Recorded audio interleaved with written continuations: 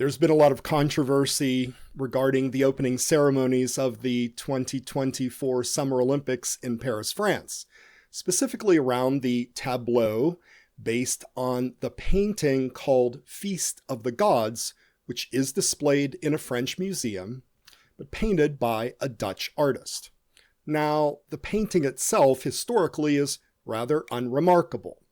One of many such paintings of the debauchery of pagan gods painted during that era.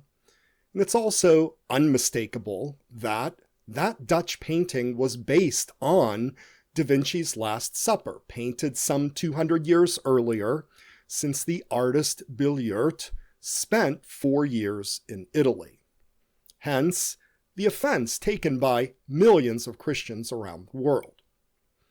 But some wanted to throw a gotcha back at Christians, claiming that we're hypersensitive, we lack appreciation of culture, we don't have basic knowledge of pagan mythology. And of course, those retorts are absurd. So should we be shocked? Maybe. The openly backhanded reference to the mystical supper is clear enough, but we shouldn't be surprised. Western culture, once a bulwark of Christian thought and art, is seeing a steep decline. In the interest of what the modernist project sees as more pressing needs of diversity and inclusion. Note well the mashup in the live tableau of the celebration of debaucherous behavior called Bacchanalia, with the god of debauchery himself, Dionysus. He's the main course. Make no mistake, this isn't joy on display here, but rather it's the self-centered substitute for joy, debauchery and revelry. These are the hallmarks of paganism that St. Paul describes in many of his epistles. And what is the diversity represented in this live tableau? Well, it's every sexual deviancy from drag queens to the rainbow of LGBT plus devotees, to persons proudly displaying massive excess in their very bodies, paraded by France itself before a worldwide audience. If nothing else, it seems a rather strange display of largesse at a gathering of the world's elite athletes who are at the height of physical endurance and discipline. But after the offense wears off, what are the takeaways? Well, here's a few things to consider as Orthodox Christians. First, the scriptures are clear. Paganism isn't just another religion among many religions. It's the worship of demons. In the Greek version of the Old Testament, in Psalm 95, which is Psalm 96 in the Masoretic Hebrew, verse 5 says, "All the gods of the nations are demons." The Masoretic says idols, but it's the same thing. Idols for worship are inhabited by demons. Deuteronomy 13:17 says pagans sacrifice to demons. St. Paul affirms in 1 Corinthians 10:20 that pagans sacrifice to demons and not to the one true God.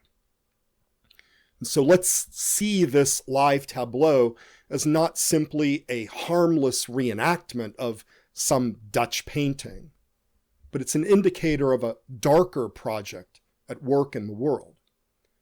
Paganism, in the guise of merely a historical artifact, is a perfect cover for the devil and a host of demons who are trying once again to gain foothold in the world, even after Christ displayed his power by casting them out, and he has victory over sin and death in his own death, burial, and resurrection.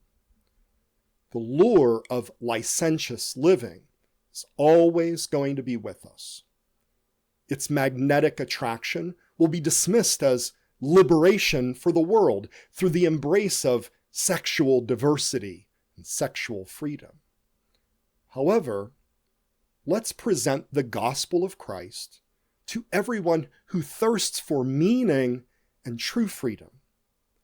We can't be afraid to believe and proclaim that invisible powers are at work in a much more sinister plot to destroy humanity, to drag it down to hell. But the God of the universe who created us wants us to embrace him. He frees us from death and hell. Complaining on the internet in a comment box may feel satisfying, but you know that often dissenting voices and even voices within the Christian community who may be well-intentioned will dismiss your objections as ignorant nonsense. So remember, the real weapons that we have at our disposal are spiritual, not digital. St. Paul says in Ephesians 6 that we have to fight, this spiritual battle, faithfully. We have to do everything with truth and righteousness, grounded in the gospel, with faith, armed with the word of God, with prayer and with perseverance. And this isn't just a short-term, singular spiritual battle. Do you want to show them that you mean what you say in the comment box? Then go to church. Go to church faithfully and consistently. Worship God and put him above every idolatrous temptation. Pray every day for your bishop, for your priest, for your family, for your friends, for your enemies, for the whole world. Raise up godly families, families that are abundant with children. Teach them to be faithful. Shield them from the wiles of the devil. And finally, take heart. Have courage. This little blip of an event is just a bellwether of a culture and a world in a battle for its soul. A battle for your soul. Remember what Psalm 95 says. Say among the nations that the Lord is king, for he has established the world, which shall never be shaken. This is Father Tom Soroka for Ancient Faith.